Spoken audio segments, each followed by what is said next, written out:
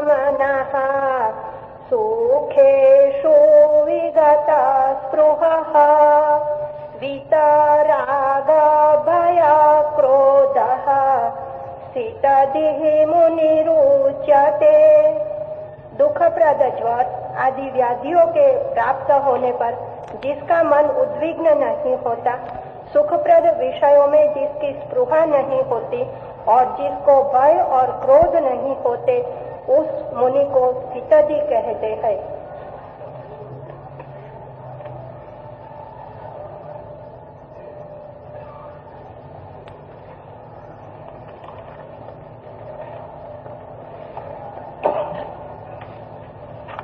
समाधिस्थ कौन है, स्थितिधि कौन है? कौन है जिसकी प्रज्ञा स्थिर हुई? कौन है जो चंचल चित्त के पार हुआ? अर्जुन ने उसके लक्षण पूछे। कृष्ण इस सूत्र में कह रहे हैं,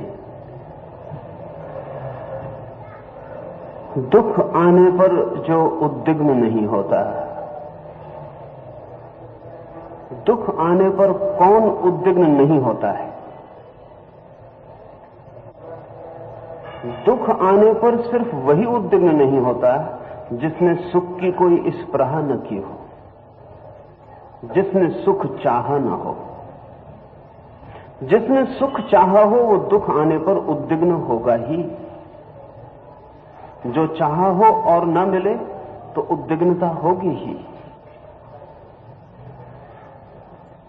सुख की चाह जहां है वहां दुख की पीड़ा भी होगी ही।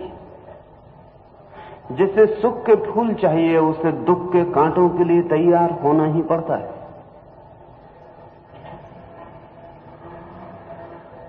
इसलिए पहली बात कहते हैं दुख आने पर जो उद्विग्न नहीं होता, और दूसरी बात कहते हैं सुख की जिसे स्पृहा नहीं है, सुख की जिसे आकांक्षा नहीं है।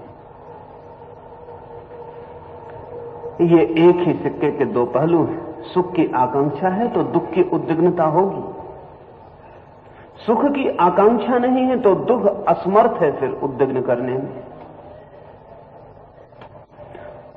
दुख को तो कोई भी नहीं चाहता है, दुख आता है, सुख को सभी चाहते हैं। इसलिए दुख को आने का एक ही रास्ता है सुख की आड़ में, और तो कोई रास्ता भी नहीं है। दुख को तो कोई बुलाता नहीं, निमंत्रण नहीं देता। दुख को तो कोई कहता नहीं कि आओ। दुख का अतिथि द्वार पर आए तो कोई भी द्वार बंद कर लेता है, दुख का तो कोई स्वागत नहीं करता। फिर भी दुख आता तो है, तो दुख कहां से आता है? दुख सुख की आड़ में आता है, वही है मार्ग। अगर बहुत ठीक से समझें तो दुख सुख की ही छाया है, और भी गहरे में समझें तो जो ऊपर से सुख दिखाई पड़ता है वो भीतर से दुख सिद्ध होता है। कहें कि सुख केवल दिखावा है, दुख स्थिति है। जैसे एक आदमी मछली मार रहा है नदी के किनारे बैठकर, तो कांटे में आटा लगा लेता है, आटे को लटका देता है पानी में। कोई मछली कांटे को पकड़ने को ना आएगी। कोई मछली क्यों कांटे को पकड़ेगी? लेकिन आटे को तो कोई भी मछली पकड़ना चाहती है। मछली सदा आटा ही पकड़ती है, लेकिन आटे के पकड़े जाने में मछली कांटे में पकड़ी जाती है। कांटा धोखा सिद्ध होता है, आवरण सिद्ध होता है। आटा धोखा सिद्ध होता, आवरण सिद्ध होता। कांटा भीतर का सत्य सिद्ध होता है। सुख आटे से ज्यादा नहीं। हर सुख के आटे में दुख का कांटा है। और सुख भी तभी तक मालूम पड़ता है जब तक आटा दूर है और मछली के मुंह में नहीं है, तभी तक।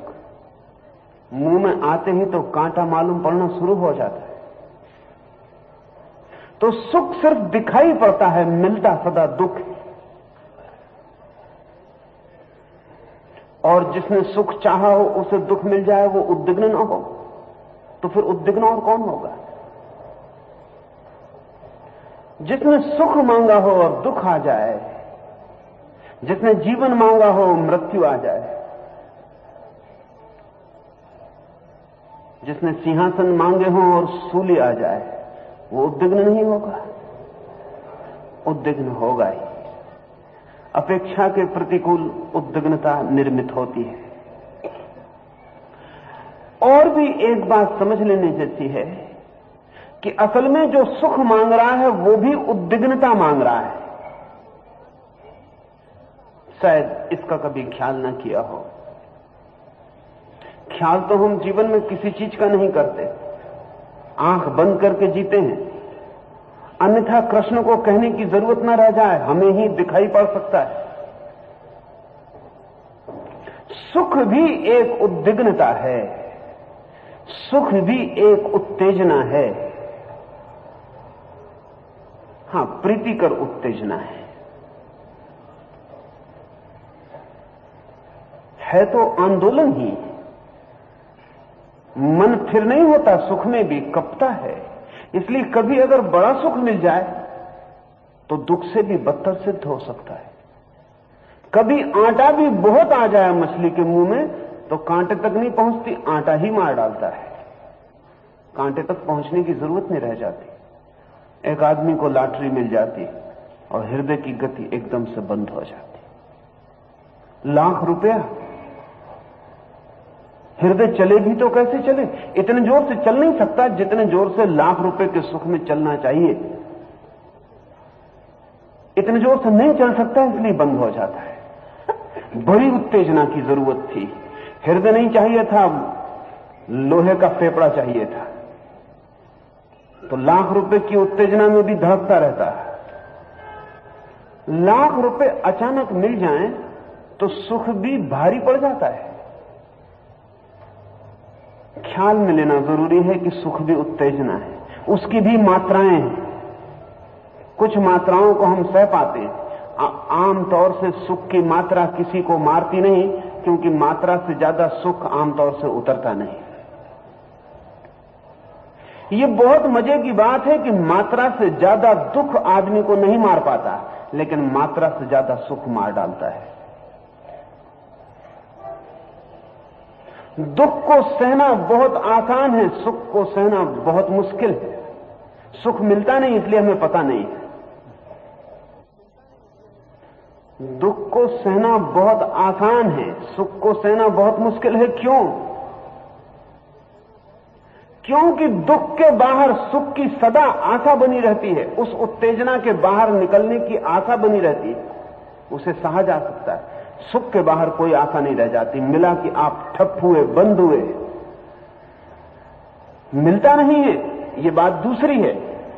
आप जो चाहते हैं वो तत्काल मिल जाए तो आपकी हृदय की गति वहीं बंद हो जाएगी, क्योंकि सुख में ओपनिंग नहीं है, दुख में ओपनिंग है। दुख में द्वार है, आगे सुख की आशा है जिससे जी सकते हैं। सुख अगर पूरा मिल जाए तो आगे फिर कोई आशा नहीं है, जीने का उपाय नहीं रह जाता। सुख भी एक गहरी उत्तेजना है। मैंने सुना है एक आदमी को लॉटरी मिल गई है, उसकी पत्नी बहुत चिंतित और परेशान है, घबरा गई। उस आदमी के हाथ में कभी 100 रुपए नहीं आए, इकट्ठे 5 लाख रुपए।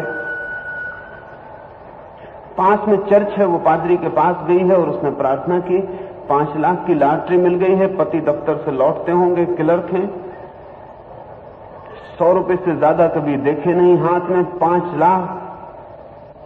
उन्हें किसी तरह सुख से बचाओ, कहीं कुछ हानि ना हो जाए। पादरी ने कहा गड़ाओ मत, एकदम से सुख पड़े तो खतरा हो सकता है, इंस्टॉलमेंट में पड़े तो खतरा नहीं होता।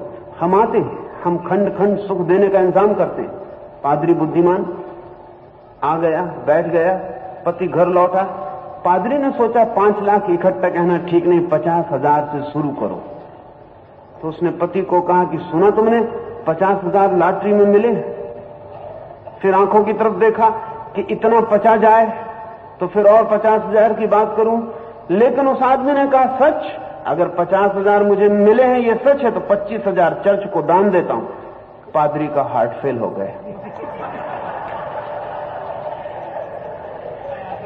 25,000 5 पैसे कोई चर्च को देता नहीं था।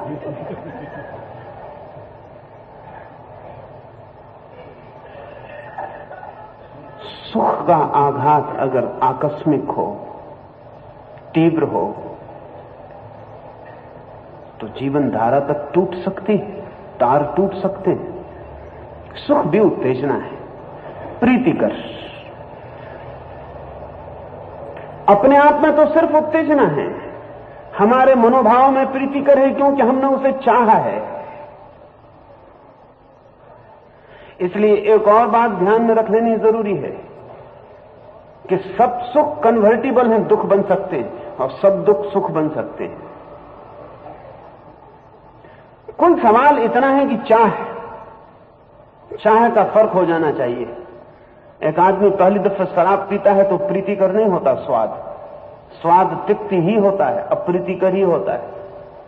इसलिए टेस्ट डेवलप करना होता है। शराब पीने वाले को स्वाद विकसित करना पड़ता है, फिर पीता है, मित्रों की शान में, लोगों की तारीफ में कि मैं कोई कमजोर तो नहीं हूं, पीता है, अभ्यास हो जाता है, फिर वो तिक्त स्वाद भी प्रीतिकर लगने लगता है। सिगरेट कोई पहली दफे पीता है तो खांसी ही आती है, तकलीफ ही होती है। फिर सिगरेट के साथ जुड़ी है अकड़, सिगरेट के साथ जुड़ा है अहंकार, सिगरेट के साथ शान के प्रतीक जुड़े हैं। उस शान के लिए आदमी उस दुख को झेलता और अभ्यासी हो जाता है। फिर वो सिगरेट का गंदा स्वाद, धुएं में कोई और अच्छा स्वाद हो भी नहीं सकता, प्रीतिकर लगने लगता है, सुख हो जाता है। दुख का भी अभ्यास सुख बना सकता है, और सुख के अभ्यास से भी दुख निकल आता है। आए हैं आप मेरे पास, मैंने गले आपको लगा लिया, बहुत प्रीतिकर लगा है क्षण भर को, लेकिन मिनट होने लगा, अब आप घबरा रहे हैं। 2 मिनट होने लगे, अब आप छूटना चाहते हैं। 3 मिनट हो गए, अब आप कहते हैं छोड़िए भी। 4 मिनट हो गए, अब आप घबराते हैं कि कहीं मैं पागल तो नहीं हूं। 5 मिनट हो गए, अब आप पुलिस वाले को चिल्लाते हैं। ये हुआ क्या? पहले क्षण में कह रहे थे हृदय से मिलकर बड़ा आनंद मिला है, 5 ही मिनट में आनंद खो गया। अगर मिला था तो 5 मिनट में 1000 गुना हो जाना चाहिए था। जब 1 सेकंड में इतना मिला तो दूसरे में और ज्यादा, तीसरे में और ज्यादा। नहीं, वो पहले सेकंड में भी मिला नहीं था, सिर्फ सोचा गया था। दूसरे सेकंड में समझ बढ़ी, तीसरे में समझ और बढ़ी, पाया कि कुछ भी नहीं है। जिन हाथों को हम हाथों में लेने को तरसते हैं, थोड़ी देर में सिवाय पसीने को उनसे कुछ भी नहीं निकलता है।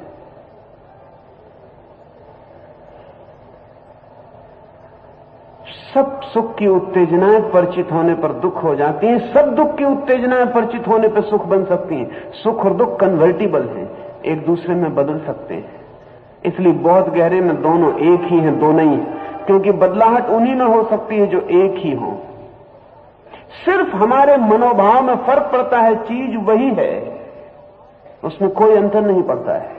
इसलिए कृष्ण ने 2 सूत्र कहे। पहला कि दुख में जो उद्विग्न ना हो, दुख में जो अनुद्विग्न मना हो, सुख की जिसे प्राह ना हो, जो सुख की आकांक्षा और मांग किए ना बैठा हो। तीसरी बात, क्रोध भय जिसमें ना हो। यहां एक बात बहुत ठीक से ध्यान में ले लें, क्योंकि उसके ध्यान में न होने से सारे मुल्क में बड़ी नासमझी है। कृष्ण कह रहे हैं कि जिसमें क्रोध और भय ना हो वो समाधिस्थ है। वो ये नहीं कह रहे हैं कि जो क्रोध और भय को छोड़ दे वो समाधिस्थ हो जाता है, वो ये नहीं कह रहे हैं। वो ये कह रहे हैं जो समाधिस्थ है उसमें क्रोध और भय नहीं पाए जाते हैं। इन दोनों बातों में गहरा फर्क है। क्रोध और भय जो छोड़ दे वो समाधिस्थ हो जाता है, ऐसा वो नहीं कह रहे हैं। जो समाधिस्थ हो जाता है उसका क्रोध और भय छूट जाता है, ऐसा वो कह रहे हैं। आप कहेंगे इसमें क्या फर्क पड़ता है? ये दोनों एक ही बात है। ये दोनों एक बात नहीं है, ये बहुत फासले पर हैं, विपरीत बातें हैं। जिस आदमी ने सोचा कि क्रोध और भय छोड़ने से समाधि मिल जाती है, वो क्रोध और भय को छोड़ने में लगा रहेगा, समाधि को कभी नहीं पा सकता। और जिस आदमी ने सोचा कि क्रोध और भय को छोड़ने में समाधि मिल जाती, वो क्रोध और भय से लड़ेगा, और क्रोध से लड़के आदमी क्रोध के बाहर नहीं होता, भय से लड़के आदमी भय के बाहर नहीं होता। भय से लड़के आदमी और सूक्ष्म भयों में उतर जाता है, क्रोध से लड़के आदमी और सूक्ष्म तलों पर क्रोधी हो जाता है। मैंने एक कहानी सुनी। मैंने सुना है कि एक आदमी की ख्याति हो गई कि उसने क्रोध पर विजय पा ली। उसका एक मित्र उसके परीक्षण के लिए गया। सुबह थी, सर्द थी अभी, लेकिन सूरज उग आया था। शायद साधु 4 बजे रात से उठाया होगा। आग जला के आग तापता था, फिर आग भी बुझ गई थी, फिर राख ही रह गई थी। अब भी साधु बैठा था। मित्र आया, उसने पास आके नमस्कार किया और कहा कि थोड़ी बहुत आग बची या नहीं? साधु ने कहा नहीं। देखते नहीं, अंधे हो? कोई आग नहीं है, राख ही राख। वो आदमी हंसा। उसने कहा कि नहीं बाबा जी, थोड़ी बहुत तो बची ही होगी, राख के नीचे दबी होगी। साधु ने कहा आदमी कैसे हो? मैं कहता हूं नहीं है आग। उस आदमी ने कहा जरा कुरेद के तो देखें, शायद कहीं कोई चिंगारी पड़ी ही हो। साधु का हाथ अपने चमीटे पे चला गया। उसने कहा तू आदमी है कि जानवर? मैं कहता हूं नहीं है कोई आग। उस आदमी ने कहा बाबा जी, अब तो चिंगारी भी नहीं, लपट बन गई है।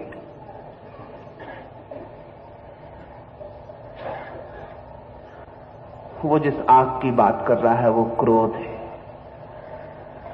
वो जिस राख की बात कर रहा है वो ऊपर का दमन है। वो एक छोटी सी चर्चा, पता नहीं उस राख में आग थी या नहीं, लेकिन साधु में काफी आग थी। वो निकल आई, जरा सी चोट और वो निकल आई। उस आदमी ने कहा मैंने भी यही सुना था कि राख ही राख बची है, आग नहीं बची। यही देखने आया था, लेकिन आग काफी बची है। राख ऊपर का ही धोखा है, भीतर आग है। क्रोध से जो लड़ेगा वो ज्यादा से ज्यादा क्रोध को भीतर दबाने में समर्थ हो सकता। भय से जो लड़ेगा वो ज्यादा से ज्यादा निर्भय होने में समर्थ हो सकता, अभय होने में नहीं। निर्भय का इतना ही मतलब है कि भय को भीतर दबा दिया, भय आता भी है तो कोई फिक्र नहीं, हम डटे ही रहते हैं।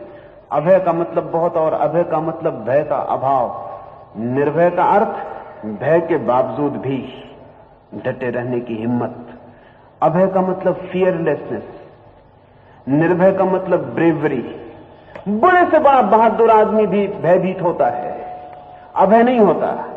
अभय होने का मतलब भय है ही नहीं, निर्भय होने का भी उपाय नहीं, भय बचा ही नहीं। तो जो आदमी लक्षण को, लक्षण है ये कृष्ण लक्षण गिना रहे हैं, कॉजेज नहीं, कॉन्सिक्वेंसेस गिना रहे हैं। ये कारण नहीं गिना रहे हैं, लक्षण गिना रहे हैं कि अगर क्रोध ना हो, अगर भय ना हो, तो ऐसा आदमी स्थिति थी है। लेकिन हम आमतौर से उल्टा कर लेते हैं। हम कह सकते हैं कि एक आदमी का शरीर अगर गर्म ना हो तो उस आदमी को बुखार नहीं है। ठीक, इसमें कोई अड़चन नहीं मालूम पड़ती। एक आदमी का शरीर गर्म ना हो तो उसे बुखार नहीं है, लेकिन एक आदमी का शरीर गर्म हो तो उसके शरीर को ठंडा करने से बुखार नहीं जाता है। पानी डालने से बुखार नहीं जाता। बुखार अगर पानी डाल के मिटाने की कोशिश की तो बीमारी की जाने की उम्मीद कम, बीमार के जाने की उम्मीद ज्यादा है। नहीं, शरीर पर बुखार जब देखता है चिकित्सक, टेम्परेचर देखता है, तो ये जानने के लिए देखता है कि बीमारी कितनी है भीतर जिससे इतना उत्ताप बाहर है। उत्ताप सिर्फ लक्षण है, उत्ताप बीमारी नहीं है। शरीर कहीं भीतर गहन संघर्ष में पड़ा है, उस संघर्ष के कारण उत्तप्त हो गया है। शरीर के सेल, शरीर के कोष्ठ कहीं लड़ रहे हैं भीतर दुश्मनों की तरह, कहीं भीतर कोई लड़ाई जारी है, कोई कीटाणु भीतर घुस गए हैं जो शरीर के कीटाणुओं से लड़ रहे हैं। शरीर के रक्षक और शरीर के शत्रुओं के भीतर कहीं गहरा संघर्ष है। उस संघर्ष की वजह से सारा शरीर उत्तप्त हो गया है। उत्तप्त होना सिर्फ लक्षण है, सिम्पटम है, बीमारी नहीं है। और अगर गर्म होने को ही कोई बीमारी समझ ले तो ठंडा करना इलाज, तो पानी डाले। बुखार तो नहीं, बीमार चला जाएगा। नहीं, इतना ही समझें कि बुखार है तो भीतर बीमारी। अब बीमारी को अलग करें, और बीमारी अलग हुई ये तब जाने जब शरीर पर बुखार न रह जाए। तो चिकित्सक कहता है जब शरीर पर गर्मी नहीं है तब आदमी स्वस्थ है, लेकिन शरीर पर गर्मी घटाने का उपाय स्वास्थ्य की विधि नहीं है। कृष्ण जब कह रहे हैं कि भय नहीं रह जाता, क्रोध नहीं रह जाता, तो समझना कि क्रोध और भय टेम्परेचर हैं जो बीमार आदमी के, डिसीज्ड माइंड के भीतर, जिसका मन आपस में लड़ रहा है, कलह से भरा है, कलहग्रस्त मन में क्रोध का बुखार होता है। कलहग्रस्त मन में कमजोरी आ जाती, स्वयं से लड़के आदमी टूट जाता, अपनी शक्ति को खोता है और इसलिए भयभीत हो जाता। क्रोध और भय स्वयं जब आदमी मन में संघर्ष में पड़ा होता तब लक्षणाएं वे खबर देती हैं कि आदमी भीतर बीमार है, चित्त रुग्ण है, बस इतनी ही खबर। और जब क्रोध और भय नहीं होते तब खबर मिलती है कि भीतर चित्त स्वस्थ है। चित्त का स्वास्थ्य समाधि है, अंतर स्वास्थ्य समाधि है। इस भेद को इसलिए आपसे कहना चाहा कि आप क्रोध और भय से मत लड़ने लग जाना। क्रोध और भय को देखना, जानना, पहचानना, उनकी पहचान से पता चलेगा कि भीतर समाधि नहीं है। फिर समाधि लाने के उपाय अलग ही हैं। समाधि लाने के उपाय करना, समाधि आ जाएगी तो क्रोध और भय चले जाएंगे। टेम्परेचर कहेगा कि नहीं, थर्मामीटर बताएगा कि नहीं।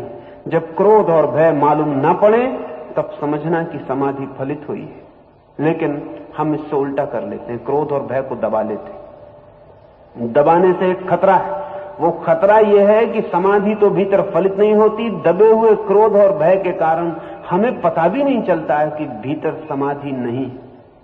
हम लक्षणों में धोखा दे लेते हैं। मैंने गुरजीएफ का नाम बीच में लिया था और मैंने कहा कि गुरजीएफ के कोई पास आता तो वो शराब पिलाता।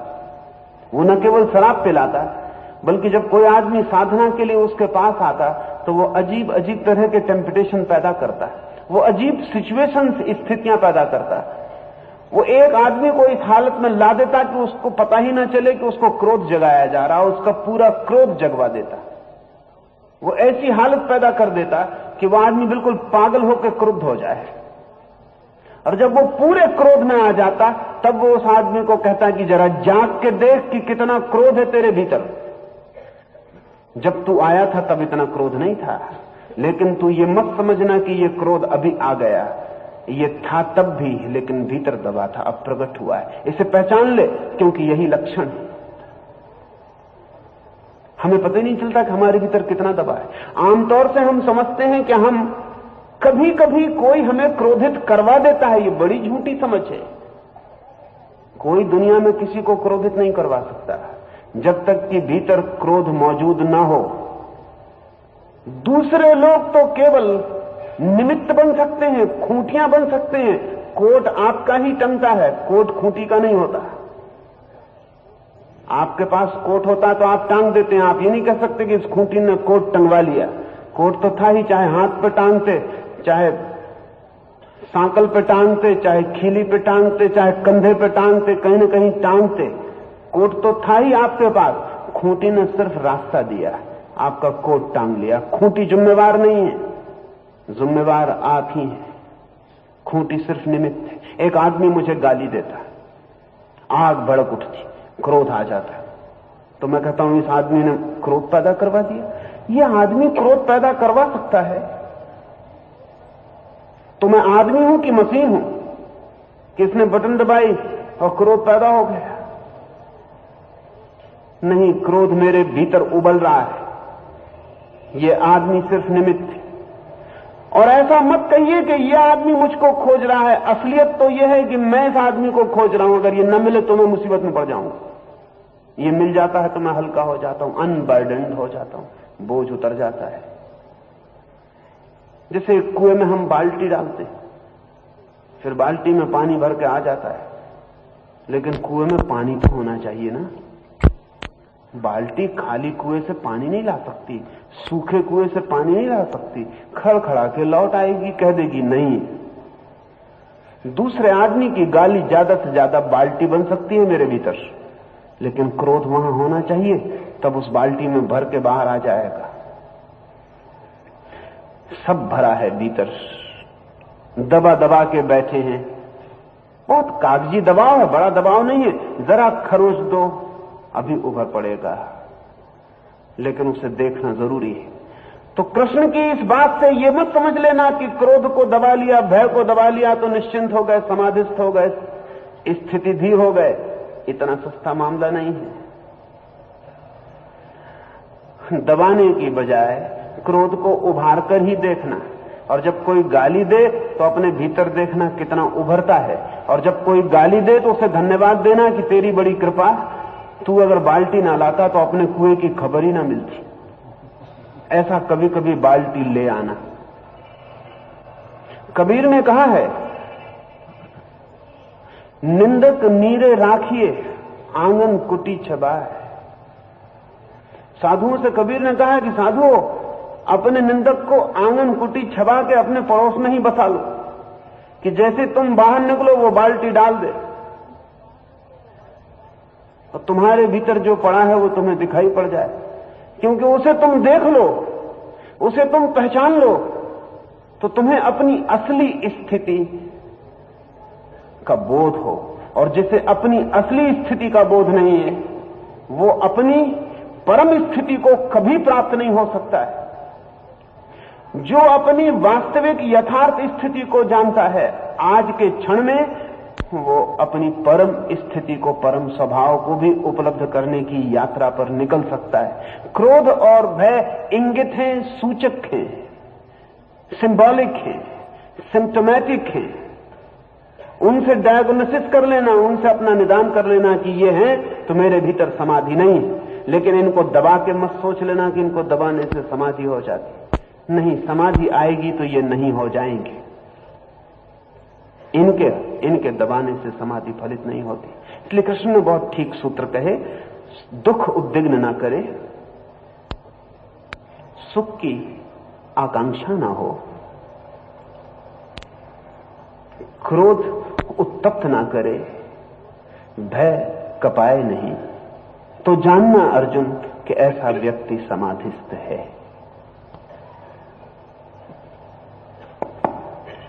आचार्य श्री स्थितप्रज्ञ के गुण लक्षण कहते हुए आपने ये तो विशदता की कि उसकी सेंसिटिविटी ब्लंट नहीं होती।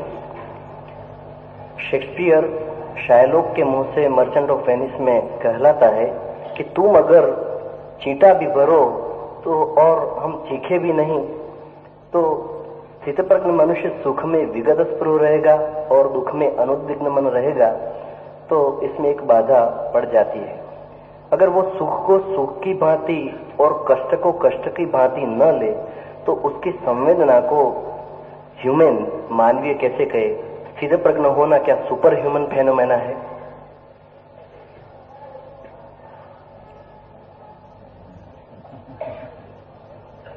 जिसकी प्रज्ञा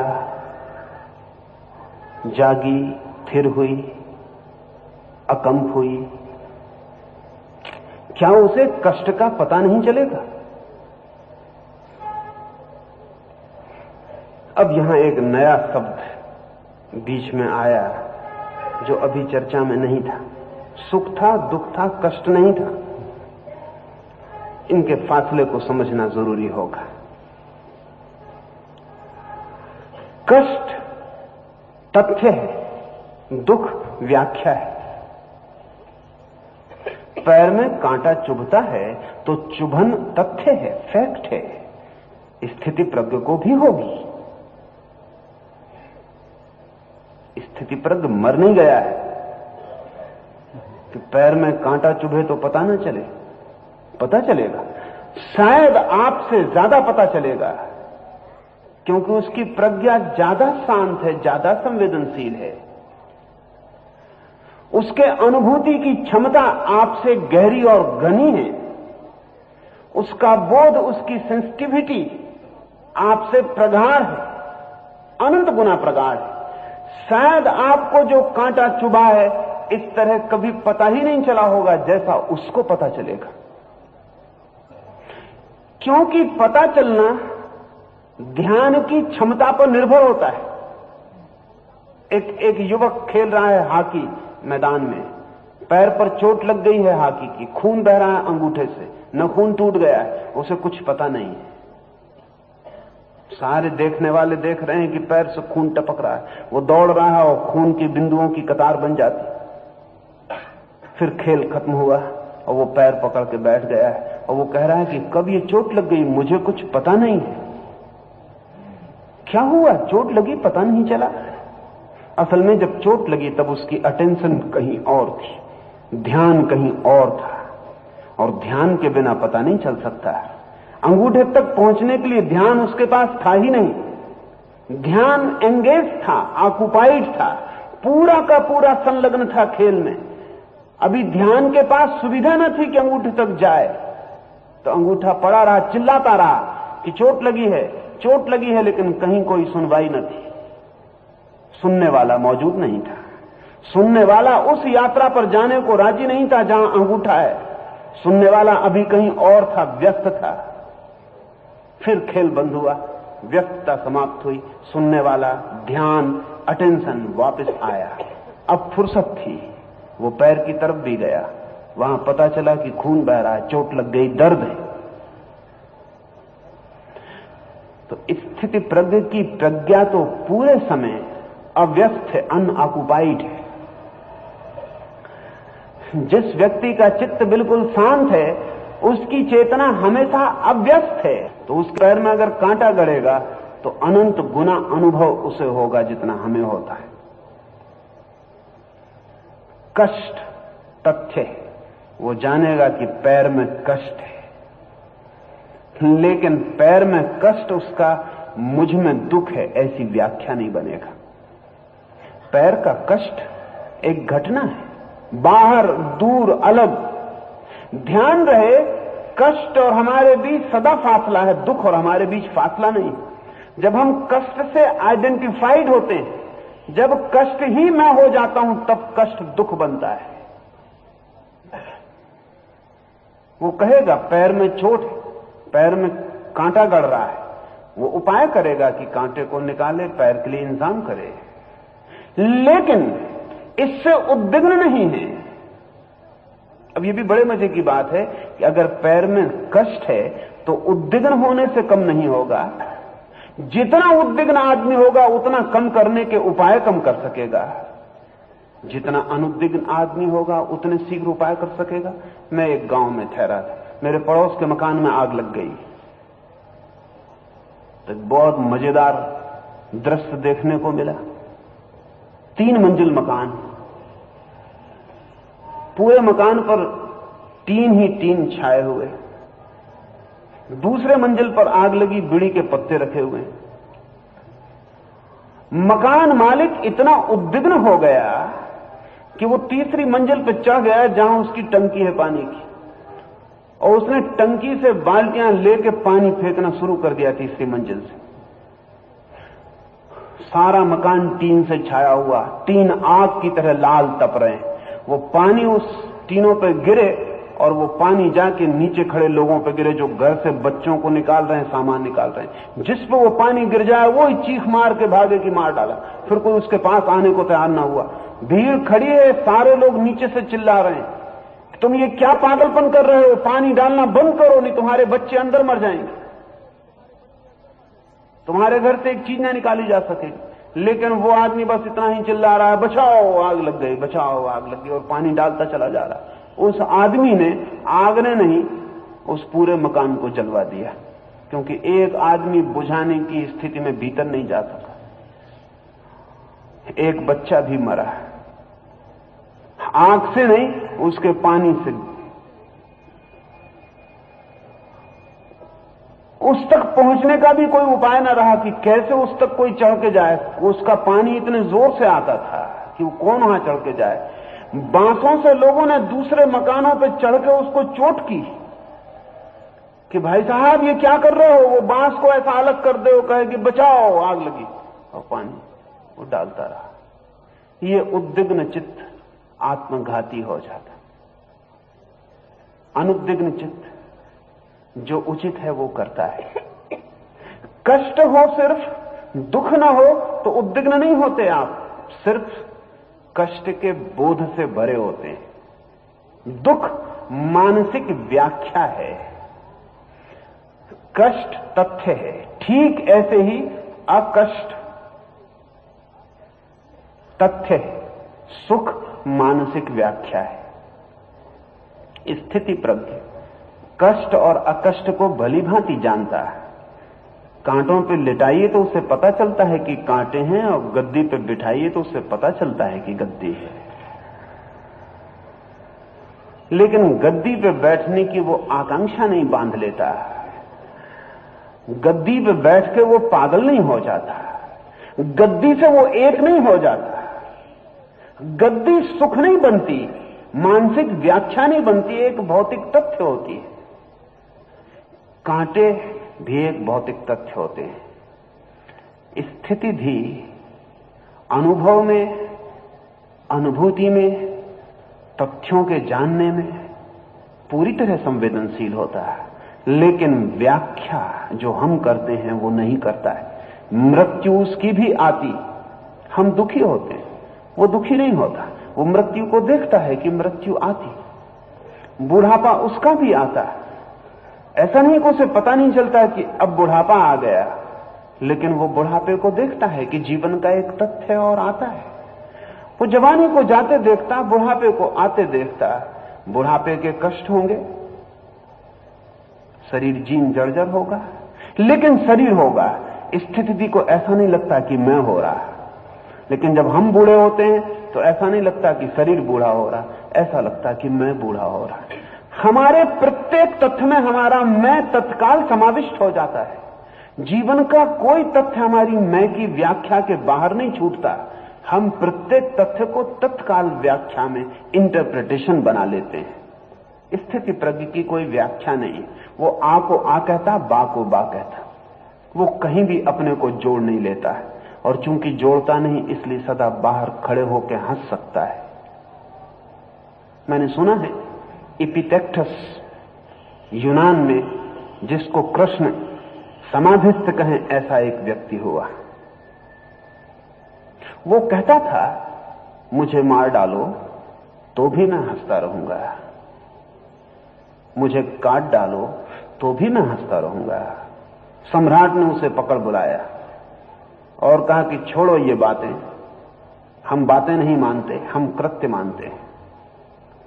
दो पहलवान बुलवाए, जंजीरें बांध के इपिटेक्टस को डाल दिया और कहा कि इसकी एक पैर उखाड़ो। उन पहलवानों ने उसका एक पैर उखाड़ने के लिए पैर मोड़ा। इपिटेक्टस ने कहा कि बिल्कुल ठीक, जरा और, अभी तुम जितना कर रहे हो इससे सिर्फ कष्ट हो रहा है, पैर टूटेगा नहीं, जरा और, बस जरा और कि टूट जाएगा। सम्राट ने कहा तू पागल तो नहीं है, अपने ही पैर को तोड़ने की तरकीब बता रहा है। इपिटेक्टस ने कहा कि मुझे ज्यादा ठीक से पता चल रहा है, उन बेचारों को क्या पता चलेगा, दूसरे का पैर मरोड़ रहे हैं, मैं अगर भीतर जान रहा हूं कि तकलीफ बढ़ती जा रही, तकलीफ बढ़ती जा रही, बढ़ती जा रही, अब ठीक वो जगह है जहां हड्डी टूट जाएगी। पर सम्राट ने कहा तेरा पैर हम तोड़ रहे हैं।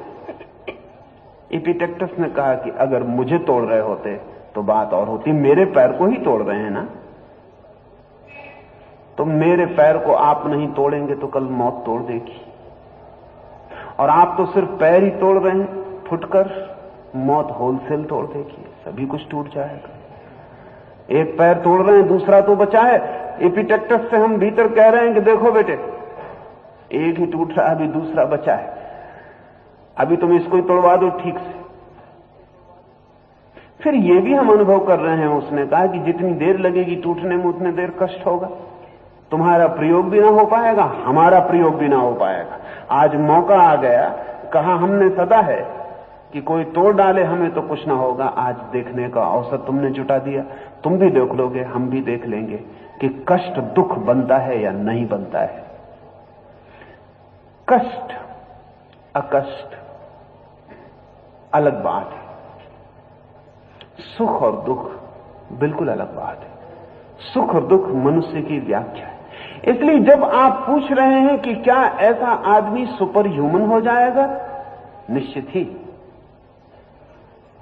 सुपर ह्यूमन इस अर्थों में नहीं कि उसे कांटे नहीं चुभेंगे, इस अर्थों में भी अतिमानवीय नहीं कि उसे बीमारी होगी तो पीड़ा नहीं होगी, अतिमानवीय इस अर्थों में नहीं कि मौत आएगी, बुढ़ापा आएगा तो वो बूढ़ा नहीं होगा, नहीं, अतिमानवीय इस अर्थों में कि वो व्याख्या जो मनुष्य की करने की आदत है नहीं करेगा, वो मनुष्य की व्याख्या करने की आदत के बाहर होगा। इस अर्थों में वो अति मानव है, सुपरमैन है। यह सर्वत्र स्नेहः तत्तत्प्राप्य शुभाशुभम् नाभिनन्दति न द्वेष्टि तस्य प्रज्ञा प्रतिष्ठिता यदा संहरते चायम् कूर्मोऽङ्गानिव सर्वशः इन्द्रियाणेन्द्रियार्थेभ्यः तस्य प्रज्ञा प्रतिष्ठिता। सब पदार्थों में आसक्ति से रहित जो यति प्रारब्धवश तत्व शुभ और अशुभ विषयों को प्राप्त कर हर्ष और विषाद नहीं करता, उसी की प्रज्ञा सिद्ध होती है। जैसे कछुआ अपने सब अंगों को समय समय पर समेट लेता है, वैसे ही ज्ञान निष्ठा में प्रवृत्त यह योगी जब इंद्रियार्थों से अपनी सब इंद्रियों को समेट लेता है, तभी उसकी प्रज्ञा सिद्ध होती है।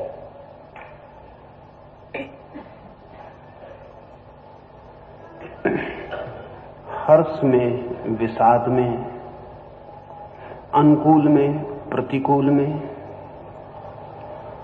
भेद नहीं।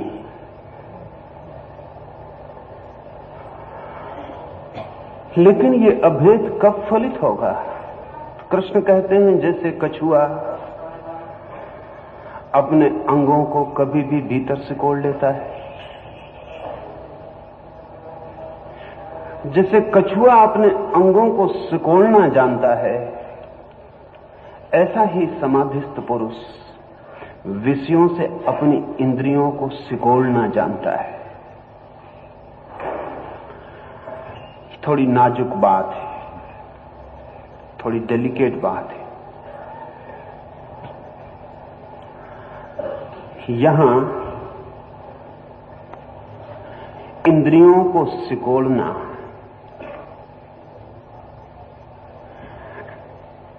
योग की दृष्टि में इंद्रियों के दो रूप हैं। एक इंद्रिय का वो रूप जो हमें बाहर से दिखाई पड़ता है, कहें इंद्रिय का शरीर। एक इंद्रिय का वो रूप जो हमें दिखाई नहीं पड़ता लेकिन इंद्रिय का प्राण है, कहें इंद्रिय का प्राण या आत्मा इंद्रिय की। एक मेरी आंख है, इंस्ट्रूमेंट है आंख का। इस आंख के संबंध में चिकित्सक आंख का सब कुछ बता सकता है।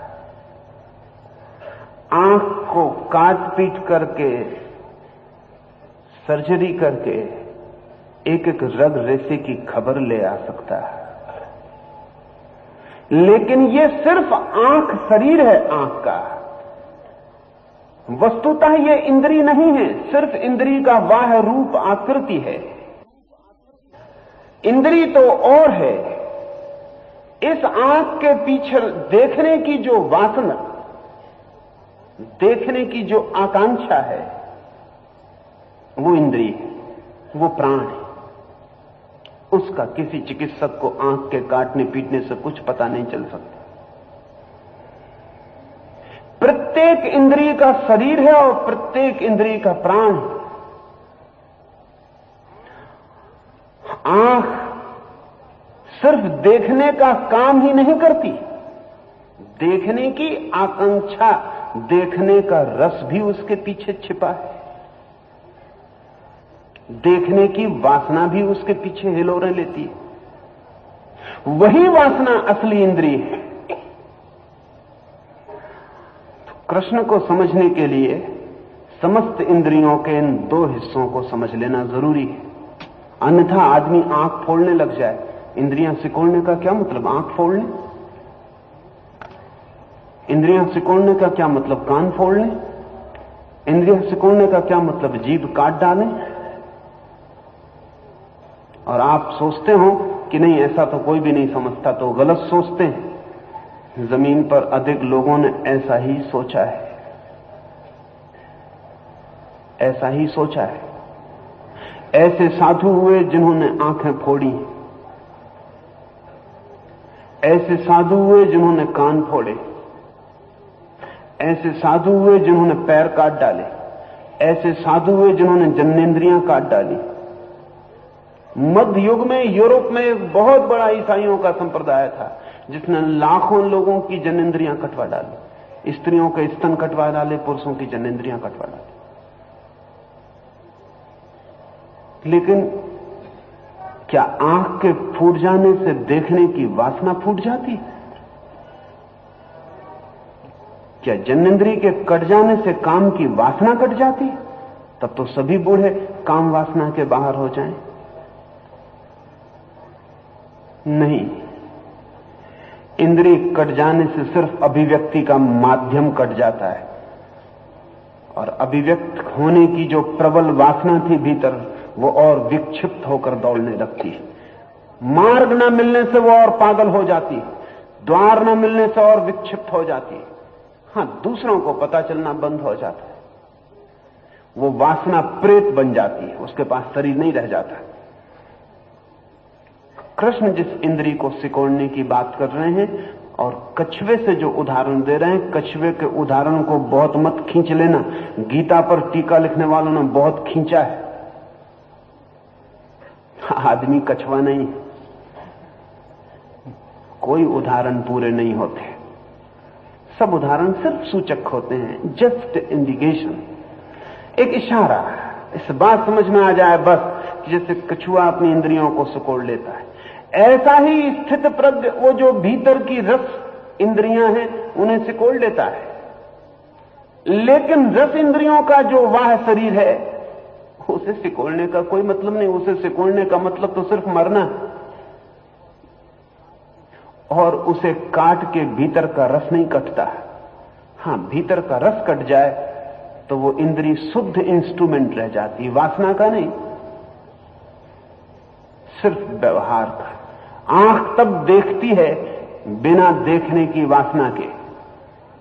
तब जो आंख के सामने आ जाता है वो देखा जाता है, लेकिन तब आंख कुछ आंख के सामने आ जाए इसकी आकांक्षा से पीड़ित नहीं होती है। तब जो भोजन सामने आ जाता है वो कर लिया जाता है। तब जीभ उस भोजन को करने में सहयोग देती है, लार छोड़ती है। लेकिन जो भोजन सामने नहीं है, जीभ फिर उसके लिए लार नहीं टपकाती है। फिर जो कान पे पड़ जाता है वो सुन लिया जाता है, लेकिन फिर कान तड़पते नहीं है। किसी को सुनने के लिए नहीं, तब इंद्रियां सिर्फ व्यवहार के माध्यम रह जाती हैं। ध्यान रहे, जब इंद्रियां व्यवहार के माध्यम रहती हैं तब वे केवल बाहर से सेंस डेटा इकट्ठा करती हैं, बस। जब इंद्रियां सिर्फ व्यवहार का माध्यम होती हैं तो बाहर के जगत से तथ्यों की सूचना भीतर देती हैं। और जब इंद्रियां वासना के माध्यम बनती हैं तब वासनाओं को बाहर ले जाकर विषयों से जोड़ने के उपयोग में लाई जाती है। ये दोनों अलग अलग फंक्शन, ये दोनों अलग अलग काम हैं। ये तो आंख का काम है कि वो बताए कि सामने दरख्त है, ये आंख का काम है कि वो बताए कि सामने पत्थर है। ये आंख का काम है कि वो खबर दे कि सामने क्या है। लेकिन जब आंख वासना से भरती है तो बहुत मजेदार है। तुलसीदास भागे हैं पत्नी को खोजने, तो उस वक्त उनकी आंख फंक्शनल नहीं है। उस वक्त सांप को वो रस्सी समझ लेते, आंख अपना फंक्शन नहीं कर पा रही, वासना इतनी तीव्र है, रस्सी को ही देखना चाहती है, इसलिए सांप को में भी रस्सी देख लेती है। रस्सी ही चाहती है उस वक्त, एक क्षण चैन नहीं। सामने के दरवाजे से जाएंगे उचित नहीं, अभी पत्नी को आए देर भी नहीं हुई, वो पीछे पीछे ही चले आए। नदी पार करते हैं तो एक मुर्दे की लाश को लकड़ी समझ के सहारा लेकर नदी पार कर जाते। आंख अपना फंक्शनल काम नहीं कर पा रही, आंख जो करने के लिए बनी है वो नहीं कर पा रही कि लाश है। न मन कह रहा है कहां लाश, मन को लाश से कोई लेना देना नहीं, मन को पहुंचना है उस पार भी नहीं पहुंचना, वो जो पत्नी चली गई उस तक पहुंचना है। अब मन बिल्कुल आंखों का उपयोग नहीं कर रहा, आंखें बिल्कुल अंधी हो गई, लाश का सहारा लेकर लकड़ी समझ के पार हो जाते, सांप को पकड़ के छत पे चढ़ जाते। अब यहां अगर हम ठीक से समझें तो आंख का जो व्यवहार जिसके लिए आंख है वो नहीं हो रहा, बल्कि आंख के पीछे जो वासना है वो वासना आंख पर हावी है। आंख वासना से ऑब्सेस्ड है, वासनाग्रस्त आंख अंधी हो जाती है। वो वही देखती जो देखना चाहती, वो नहीं देखती जो है। कृष्ण जब कहते हैं कछुए की तरह इंद्रियों को सिकोड़ लेता है स्थिति थी, तो मतलब ये नहीं है कि आंखें फोड़ लेता है कि आंखें बंद कर लेता है। मतलब इतना ही है कि आंखों से सिर्फ आंखों का ही काम लेता है, सिर्फ देखता ही है आंखों से, वही देखता है जो है, कानों से वही सुनता है जो है, हाथों से वही छूता है जो है। विषयों पर वासना को आरोपित नहीं करता, विषयों पर वासना के सपनों के भवन नहीं बनाता, विषयों को आपूरित नहीं कर देता। सुना है मैंने कि मजनू को उसके गांव के राजा ने बुलाया है और कहा तू बिल्कुल पागल है। साधारण सी स्त्री है लैला, शायद आपको भी ख्याल ना हो, क्योंकि मजनू इतना लैला लैला चिल्लाया है कि ऐसा ख्याल पैदा हो गया कि लैला कोई बहुत सुंदर स्त्री रही होगी। लैला बहुत साधारण स्त्री है। सम्राट ने बुला के कहा कि तू पागल है, बहुत साधारण सी स्त्री, उसके पीछे दीवाना है, उससे अच्छी स्त्रियां मैं तुझे बुला देता हूं, कोई भी चुन ले। सम्राट ने 12 सुंदरतम नगर की लड़कियों को लाके खड़ा कर दिया। मजनू पर उसे दया आ गई। मजनू हंसने लगा, उसने कहा कि कहां लैला और कहां ये स्त्री, आपका दिमाग तो ठीक है,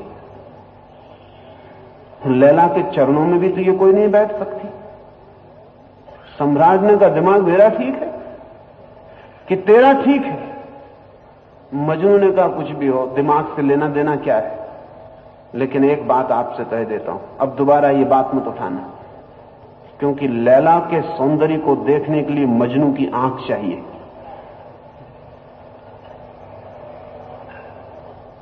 मजनू के पास कौन सी आंख है? कोई और तरह की आंख है?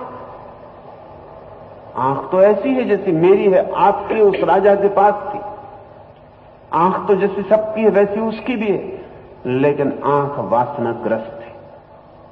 आंख का काम नहीं कर रही, पीछे जो आंख की वासना की इंद्री है वो हावी है।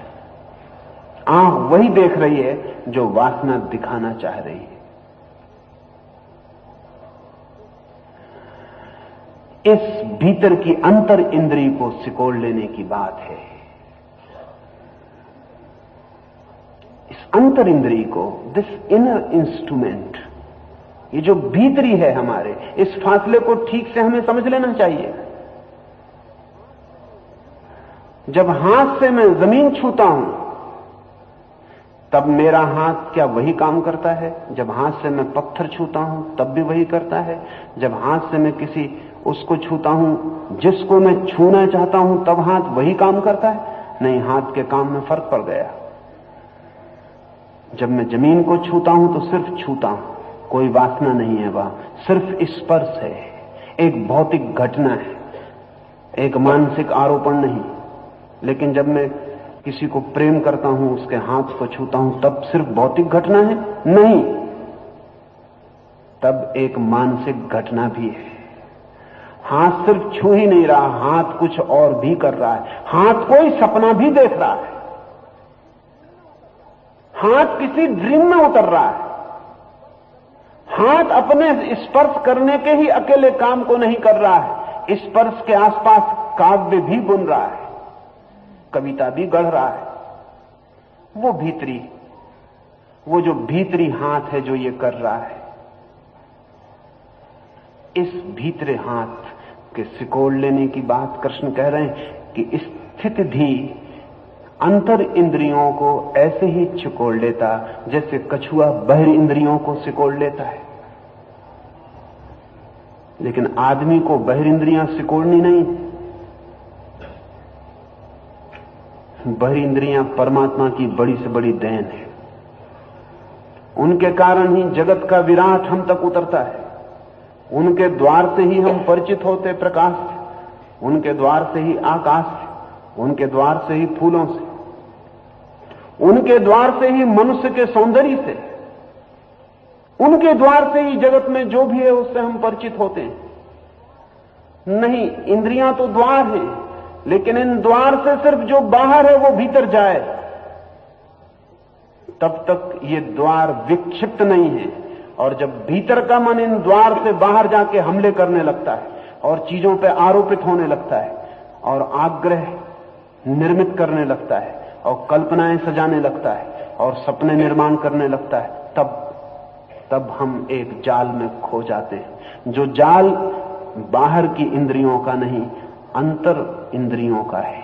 अंतर इंद्रियों को सिकोड़ लेता है स्थिति भी। कैसे सिकोड़ लेता होगा? क्योंकि बाहर इंद्रियों को सिकोड़ना तो बहुत आसान समझ में आता है, यह हाथ फैला है इसको सिकोड़ लिया। इसके लिए कोई स्थिति प्रज्ञ होने की जरूरत नहीं है। कछुआ स्थिति प्रज्ञ नहीं है, नहीं तो सभी आदमी कछुए हो जाएं और स्थिति प्रज्ञ हो जाएं। लेकिन बहुत लोगों ने कछुआ बनने की कोशिश की। कई साधु, सन्यासी, साधक, त्यागी, योगी कछुआ बनने की कोशिश में लगे रहते कि कैसे इंद्रियों को सिकोड़ लें। कछुआ बनने से कोई हल नहीं। कछुआ तो सिर्फ एक प्रतीक था, और अच्छा प्रतीक था। शायद कृष्ण जिस दुनिया में थे इससे अच्छा प्रतीक और कोई मिल नहीं सकता था। आज भी नहीं, आज भी हम खोजें कोई दूसरा सब्स्टिट्यूट तो बहुत मुश्किल।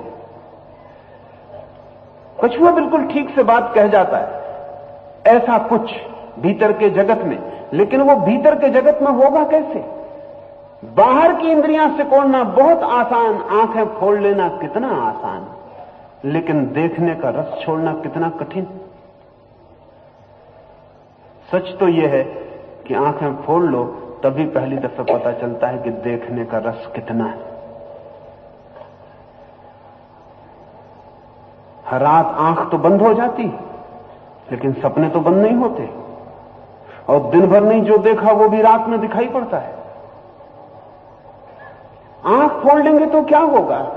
इतना ही होगा कि सपने 24 घंटे चलने लगेंगे, और क्या होगा?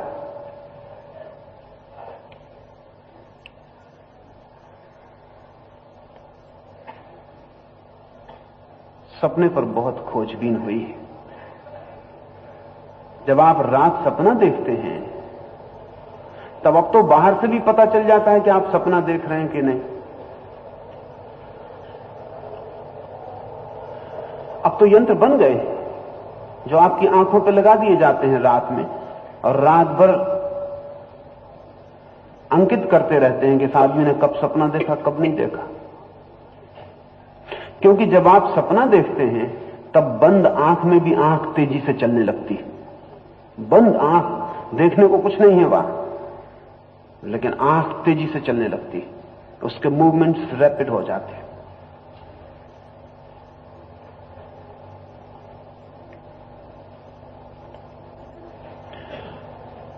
इतनी तो तेजी से आंख चलने लगती जैसे सच में वो देख रही है। अब तो वो उसकी आंख की गति ऊपर से पकड़ ली जाती है, वो ग्राफ बन जाता है कि आंख कब कितनी तेजी से चली।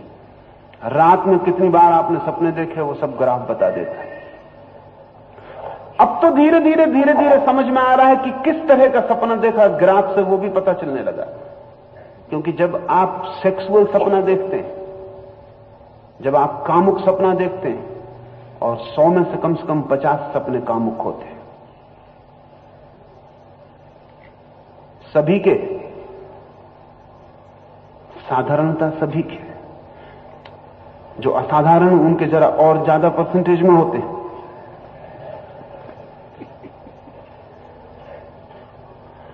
%50 कामुक सपने, तब तो आंख ही नहीं जननेंद्रिय भी तत्काल प्रभावित हो जाती, उस पर भी मशीन लगाई जा सकती, वो भी खबर कर देती है ग्राफ पर।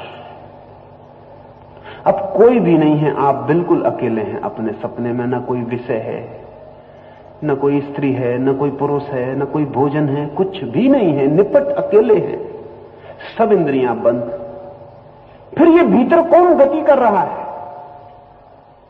ये अंतर इंद्रियां हैं जो भीतर गति कर रही हैं, और इनकी भीतरी गति के कारण इनकी बाहरी इंद्रिय भी प्रभावित हो जाती है। काट डालें पूरे आदमी को तो भी कोई फर्क नहीं पड़ेगा, पता नहीं चलेगा, बस सब भीतर भीतर धुआं होकर घूमने लगेगा। अक्सर सज्जन आदमियों के भीतर सब धुआं हो जाता, भीतर घूमने लगता है। बुरे आदमी जो बाहर कर लेते, अच्छे आदमी भीतर करते रहते हैं। धर्म की दृष्टि से कोई भी फर्क नहीं है। इस भीतर की इंद्रियों को कैसे सिकोड़ेंगे? एक छोटा सा सूत्र, फिर हम दूसरा श्लोक लें। बहुत छोटा सा सूत्र है भीतर के इंद्रियों के सिकोड़ने का।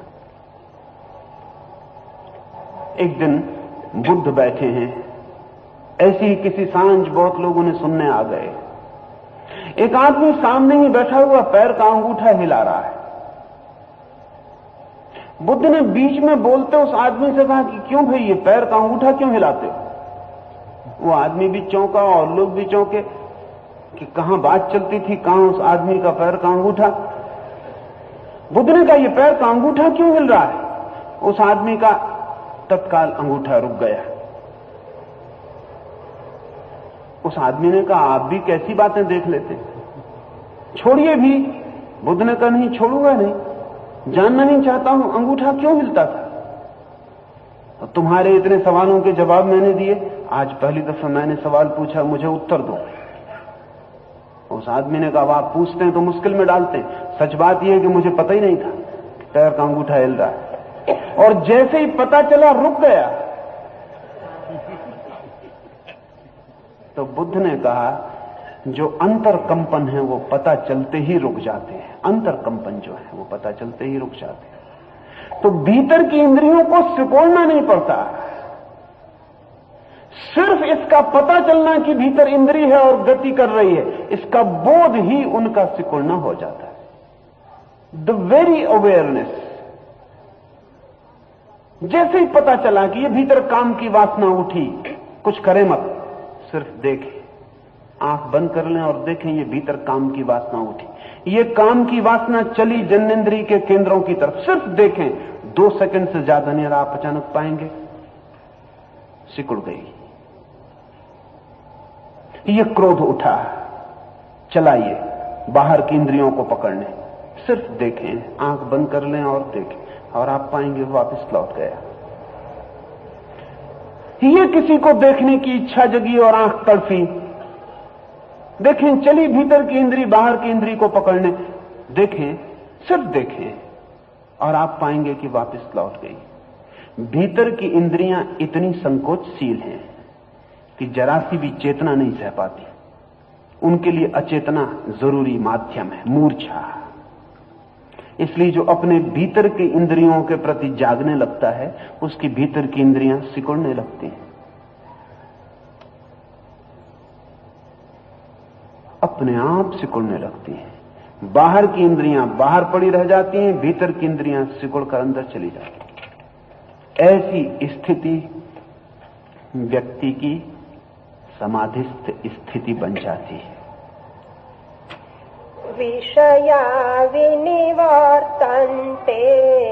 निराहारस्य देहिनः रसवर्जं रसोऽप्यस्य परं दृष्ट्वा निवर्तते। इंद्रियों को अपने वश में रखने वाले देहाभिमानी तपस्वी के केवल विषय ही निवृत्त होते हैं, राग निवृत्त नहीं होता। परंतु इस स्थित प्रज्ञ मुनि का तो परब्रह्म को जानकर राग भी निवृत्त हो जाता है। देहाभिमानी तपस्वी के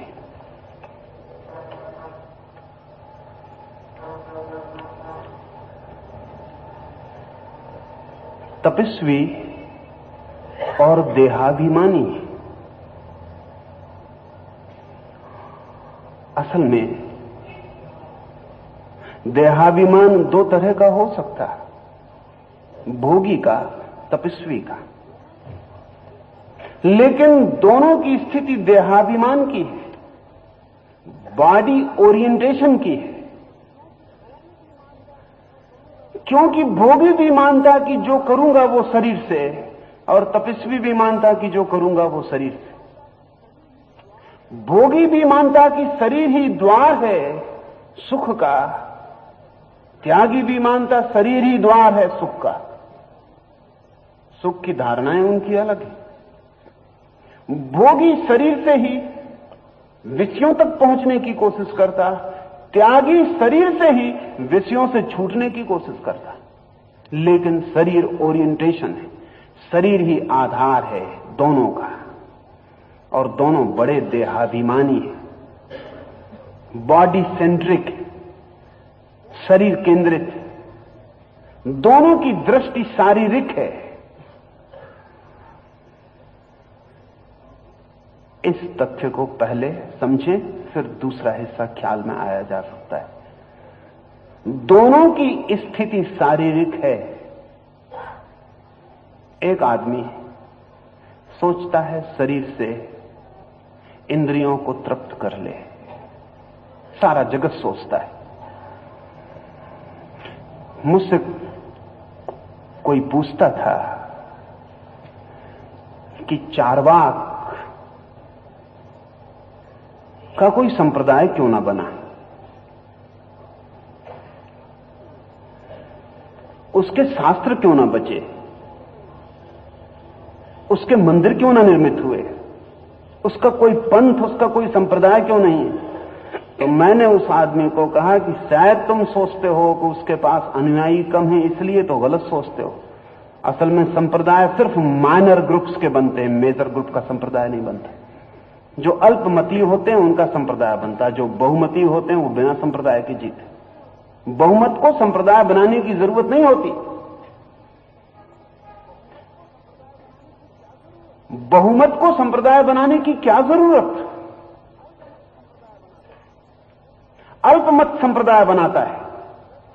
करोड़ आदमी हैं, 10 आदमी एक मत के होंगे तो संप्रदाय बनाएंगे, बाकी क्यों बनाएंगे। चारवाक का संप्रदाय इसलिए नहीं बना कि सारी पृथ्वी चारवाक की है, सब चारवाक हैं, और नाम कुछ भी रखे हो, इसलिए चारवाक शब्द बड़ा अच्छा है।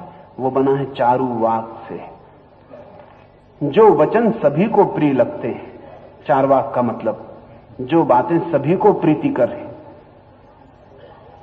चार्वाक का एक दूसरा नाम है लोकायत।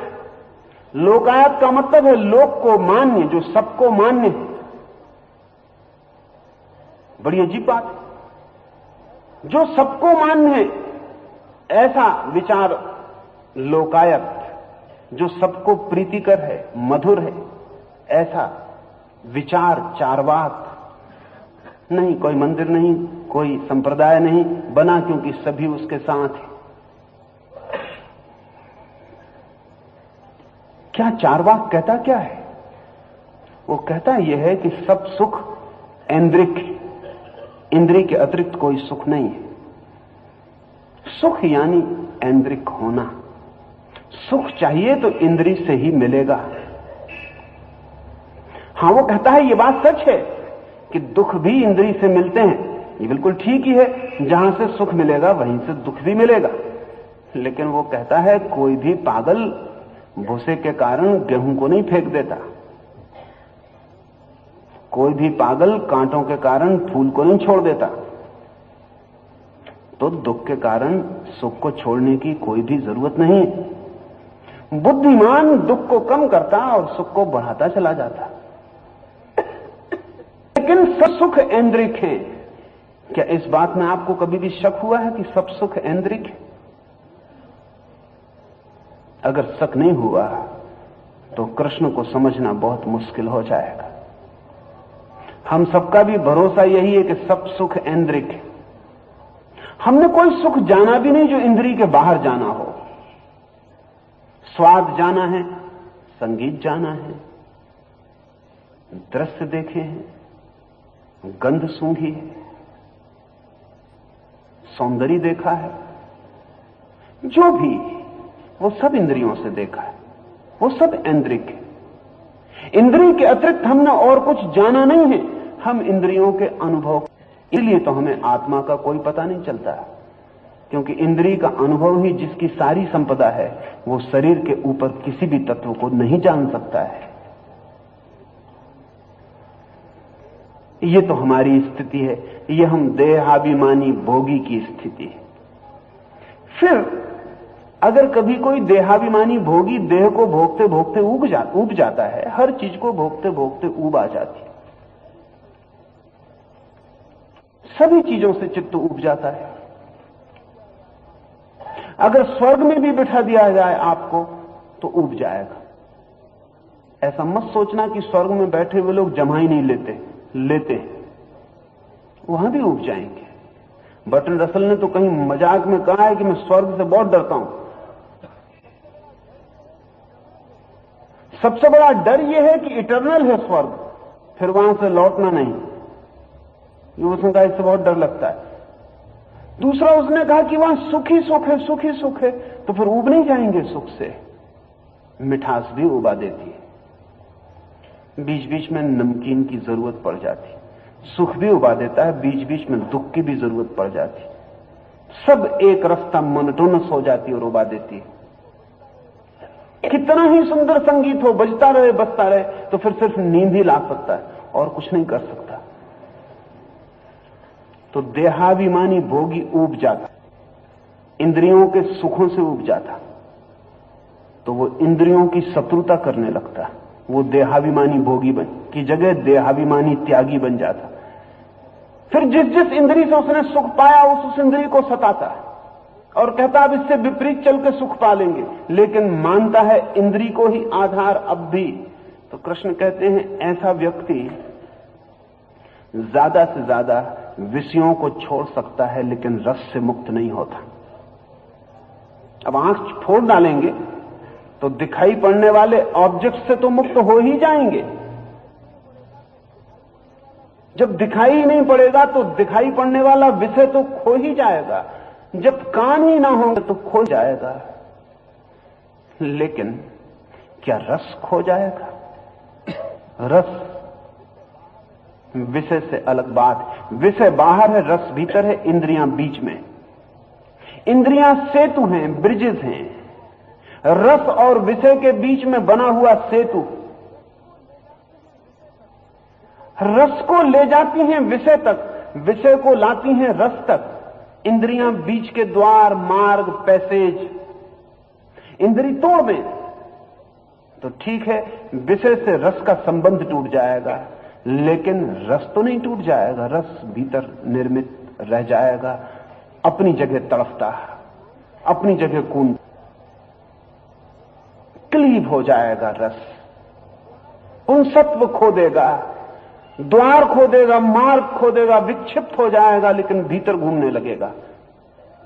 अब वो रस भीतर कल्पना के विषय निर्मित करेगा, क्योंकि जब वास्तविक विषय नहीं मिलते, जब एक्चुअल ऑब्जेक्ट्स नहीं मिलते, तब चित्त कल्पित विषय निर्मित करना शुरू कर देता। दिन भर उपवास करके देखें तो रात सपने में पता चल जाता कि दिन भर किया उपवास तो रात भर सपने में भोजन करना पड़ता। रस भीतर विषय निर्मित करने लगता। वो कहता कोई फिक्र नहीं, बाहर नहीं मिला। असल में रस इतना प्रबल है कि अगर विषय न हो तो वो काल्पनिक विषयों को निर्मित कर लेता। सेतु टूट जाए तो भीतर ही विषय बना लेता, ऑटो एरोटिक हो जाता, दूसरे की जरूरत ही नहीं रह जाती, वो आत्म मैथुन में रत हो जाता, अपने ही रस को अपना ही विषय बनाकर भीतर ही जीने लगता। पागल, विक्षिप्त, न्यूरोटिक हो जाता। तो कृष्ण जो कह रहे हैं कि विषय तो टूट जाएंगे, छूट जाएंगे देहाभिमानी त्यागी के, लेकिन रस नहीं छूटेंगे। और असली सवाल विषयों का, असली सवाल इसका है कि मेरे भीतर बड़े मकान की चाह है। असली सवाल ये नहीं है कि बाहर सौंदर्य है, असली सवाल ये है कि मेरे भीतर सौंदर्य की मालकियत की आकांक्षा है। असली सवाल ये नहीं है कि बाहर फूल है, असली सवाल ये है कि मेरे हाथ में फूल को तोड़ने की हिंसा है। असली सवाल फूल नहीं है, रहे फूल। अगर मेरे हाथ में तोड़ने की हिंसा नहीं है तो मैं निकल जाऊंगा फूल के पास से। फूल कभी कहता नहीं कि आओ तोड़ो, फूल बुलाता नहीं, फूल निमंत्रण नहीं देता, मैं ही जाता हूं। रस कीमती क्या है, विषय या रस? फिजिकल होगी, और अगर रस तो फिर तपश्चर्या मनोवैज्ञानिक होगी, फिर तपश्चर्या आंतरिक होगी। और मैंने जैसा कहा कि कृष्ण गहरे मनोवैज्ञानिक हैं, इसलिए साधक के इस मामले में भी वो फिजिकल वो जो भौतिक साधक है उसकी गहरी व्यंगना और गहरी मजाक कर रहे हैं। वो ये कह रहे हैं कि उसके विषय छूट जाते हैं, रस नहीं छूटता। और देहाभिमानी कह के जितनी कड़ी आलोचना हो सकती है उतनी उन्होंने कर दी। देहाभिमानी तपस्वी। अब देहाभिमानी और तपस्वी कैसे? नहीं, देह को मानने वाला तपस्वी बहुत कर, श्रम में कमी नहीं है, दिशा गलत है। रस भीतर रह जाएंगे, और अगर सारे विषय बाहर से छोड़ दिए जाएं और सारे रस भीतर रह जाएं तो इससे सिर्फ साइकोसिस, विक्षिप्तता पैदा होती है, विमुक्तता पैदा नहीं होती है। समाधिस्थ व्यक्ति के विषय नहीं, रस छूट जाते। और जिस दिन रस छूटते उस दिन विषय नहीं रह जाते, क्योंकि वो विषय इसीलिए मालूम पड़ते थे कि रस उनको विषय बनाते थे। जिस दिन रस छूट जाते उस दिन विषय वस्तुएं रह जाते, विषय नहीं, थिंग्स, क्योंकि उनसे अब कोई रस का संबंध नहीं रह जाता। समाधिस्थ व्यक्ति त्याग में नहीं, त्याग हो जाता, ये दूसरी बात है। लेकिन असली सवाल आंतरिक रसों के विसर्जन का है। तो इसलिए ये लक्षण भी वो गिनाते कि समाधिस्थ व्यक्ति रसों से मुक्त हो जाता, विषयों की उसे जरा भी चिंता नहीं है। ये ध्यान में ले लेना जरूरी है, क्योंकि यही कृष्ण के ऊपर बड़े से बड़ा आक्षेप रहा है। क्योंकि कृष्ण को आम्र कुंजों में नाचते देखकर बड़ी कठिनाई पड़ेगी देहाभिमानी तपस्वी को। क्या हो रहा है कि कृष्ण और नाच रहे, कृष्ण को समझ पाना उसे मुश्किल हो जाएगा। उसके ख्याल में भी नहीं आ सकता कि किसी व्यक्ति के रस अगर भीतर सिकुड़ गए हों तो बाहर के विषयों से कोई भी सेतु नहीं बनता। सेतु बनाने वाला ही खो गया है। तब न कोई भागना है न कोई चाहना है। इसलिए कृष्ण के जीवन में अद्भुत घटनाएं घटती। जिस वृंदावन में वे नाचे हैं, उस वृंदावन को जब छोड़कर चले गए हैं तो लौट के भी नहीं देखा है। वासनाग्रस्त चित्त होता तो छोड़ के जाना बहुत मुश्किल पड़ता, जैसे ही नहीं गया, जैसे पृथ्वी के नक्शे पर अब नहीं है। जिन्होंने वृंदावन में उनके आसपास नृत्य करके उनको प्रेम किया था, उनकी पीड़ा का अंत नहीं है। वहां रस भी रहा होगा। इसलिए उनका मन तो वृंदावन और द्वारका के बीच ब्रिज बनाने की चेष्टा में लगा ही, तो सेतु बनाना ही चाहता है। लेकिन कृष्ण को जैसे कोई बात ही नहीं, सब समाप्त हो गया। जहां थे, जहां नहीं है वहां नहीं है। वृंदावन नहीं है, वो नक्शे से गिर गया। रस ना हो भीतर तो ही ये संभव है। रस भीतर के निकट होने पर पीड़ित नहीं होता जितना दूर होने पर पीड़ित होता है। जिसे हम चाहते हैं वो पास रहे तो उसकी याद नहीं आती।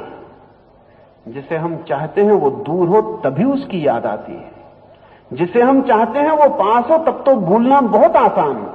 जिसे हम चाहते हैं जब वो पास ना हो तब भूलना बहुत कठिन है।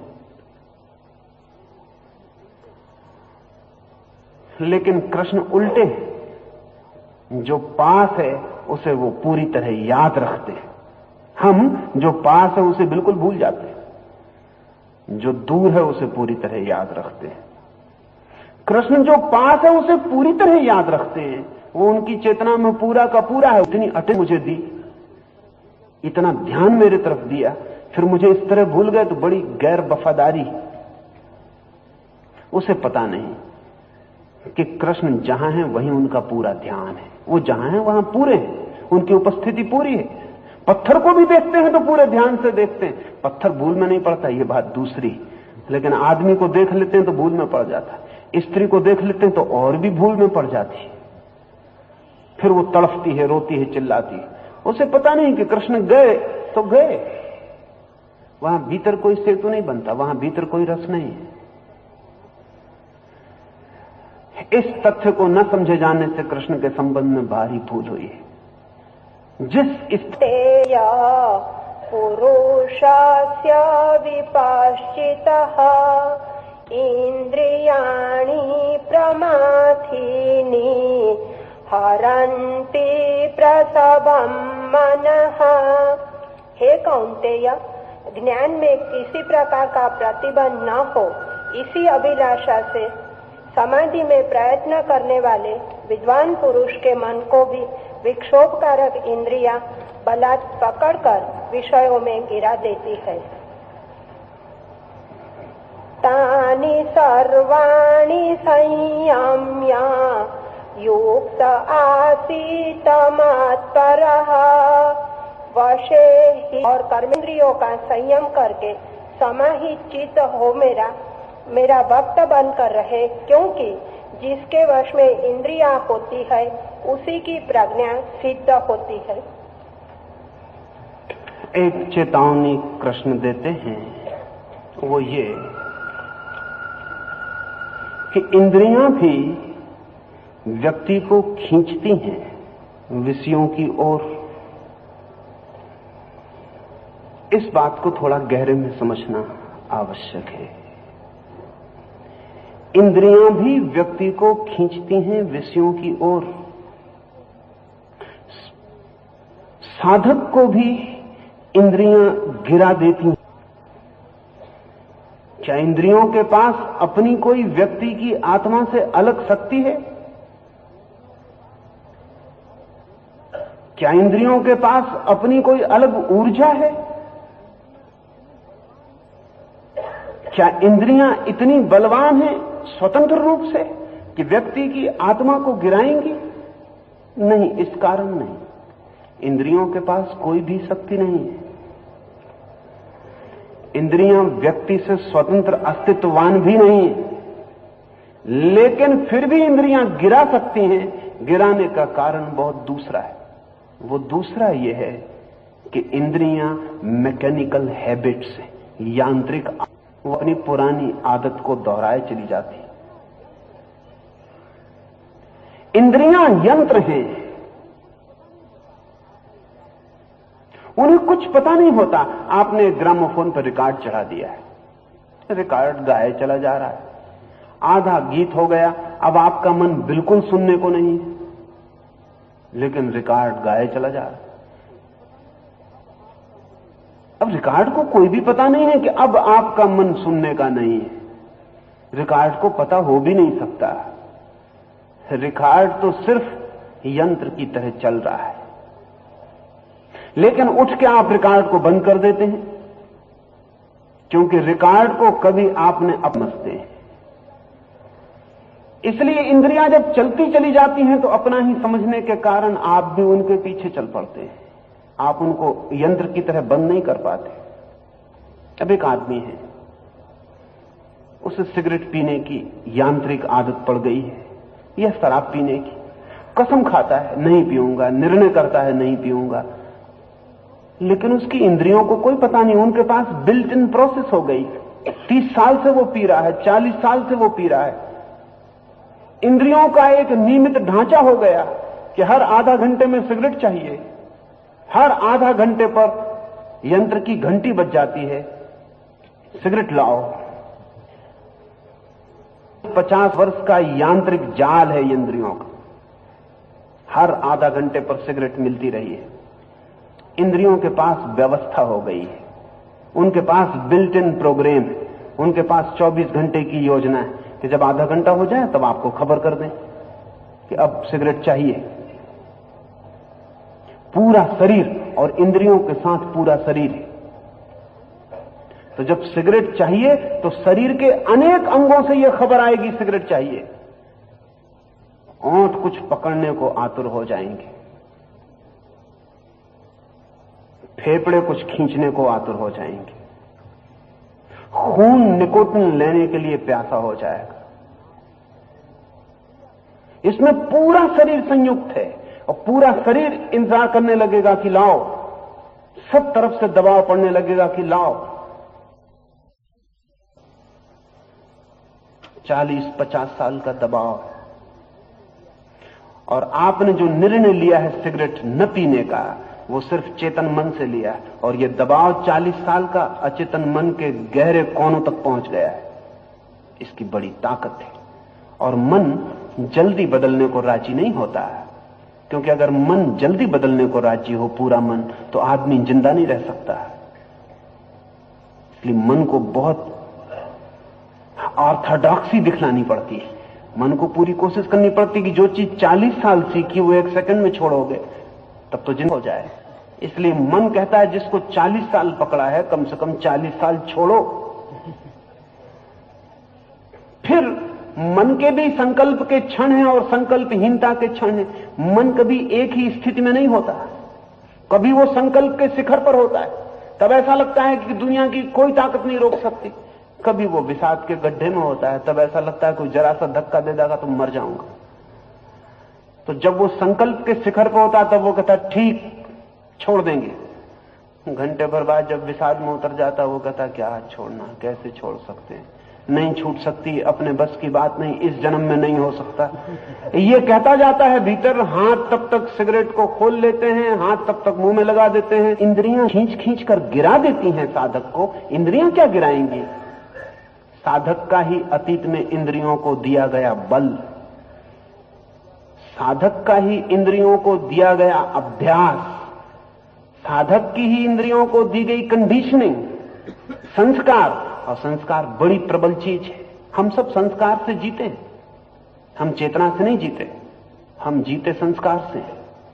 संस्कार बड़ी प्रबल चीज है, इतनी प्रबल चीज है कि जब संस्कार की सारी स्थिति भी चली जाती है, अकेला संस्कार रह जाता है, तो अकेला संस्कार भी काम करता रहता है।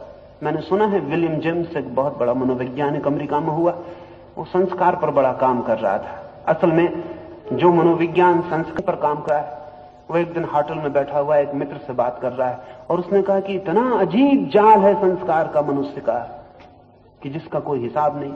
तभी उसने देखा कि सामने पहले महायुद्ध का रिटायर्ड हुआ एक कैप्टन मिलिट्री का चला जा रहा है, अंडों की एक टोकरी लिए हुए। उसे सूझा कि ठीक उदाहरण है। विलियम जेम्स ने होटल के भीतर से चिल्ला के जोर से कहा, अटेंशन। वो मिलिट्री का आदमी अंडे छोड़ के अटेंशन खड़ा हो गया, अंडे जमीन पे गिर पड़े। रिटायर हुए भी वर्षों हो गए उसको, लेकिन अटेंशन बिल्कुल घोड़ी के ट्रिगर की तरह काम किया। तुमसे ही कहा, ये तुमने कैसे समझा? और तुमसे भी कहा तो तुम्हें होने की मजबूरी किसने कही कि तुम हो जाओ? उस आदमी ने कहा, ये सवाल कहां है, ये कोई सोचने की बात है। ये पैर वर्षों तक अटेंशन सुने हैं और अटेंशन हुए, इसमें कोई इसमें गैप ही नहीं है बीच में, उधर अटेंशन इधर अटेंशन घटित होता है।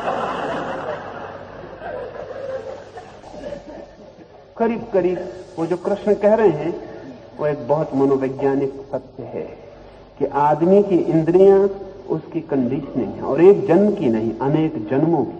हमने वही वही वही वही किया है, हम वही वही करते रहे, हम उसी जाल में घूमते रहे, हम रोज एनफोर्समेंट कर रहे हैं, निर्णय ले लेते, फिर पराजय के सिवा हाथ में कुछ भी नहीं लगता। तो जो साधक सीधा इंद्रियों को बदलने में लग जाएगा और जल्दी निर्णय लेगा, वो खतरे में पड़ेगा ही। इंद्रियां उससे रोज रोज पटकेंगी, उसकी ही इंद्रियां। मजा तो यही है, किसी और की हो तो भी कोई बात है, अपनी ही इंद्रियां। लेकिन फिर क्या रास्ता है? क्योंकि कंडीशनिंग तो बहुत पुरानी, संस्कार बहुत पुराने, जन्मों जन्मों के हैं, अनंत जन्मों के हैं। सब इतना सख्ती से मजबूत हो गया है कि जैसे एक लोहे की जैकेट हमारे चारों तरफ कसी हो, जिसमें से हिलना डुलना भी संभव नहीं। निर्णय अलग किए चले जाएं, उनका ध्यान ही ना लें, इसकी फिक्र ही ना करें कि 40 साल मैंने सिगरेट पी है, और निर्णय ले लें एक क्षण में कि अब सिगरेट नहीं पीऊंगा, तो कभी नहीं होगा। एक क्षण के निर्णय 40 साल के आदतों के मुकाबले नहीं टिकने वाले। क्षण का निर्णय क्षणिक टूट जाएगा, इंद्रियां पटक देंगी वापस उसी जगह। फिर क्या करना होगा?